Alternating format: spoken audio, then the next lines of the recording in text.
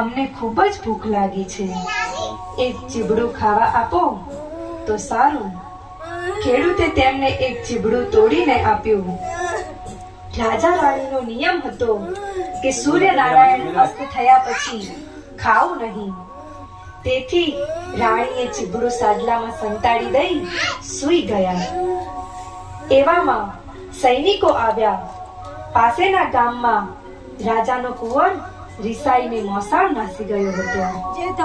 તેથી તેના સૈનિકો તેને શોધતા શોધતા અહીં આવી ચડ્યા. તેમણે રાણીના સાડલામાં કંઈક સંતાડેલું જોઈ બોલ્યા, બહેન, તમારા સાડલામાં આ શું છે? ભાઈ, આ તો ચીબડું છે. સૈનિકોએ તેને બહાર કાઢી બતાવવા કહ્યું. રાણીએ તો સાડલામાંથી ચીબડું બહાર કાઢ્યું, પણ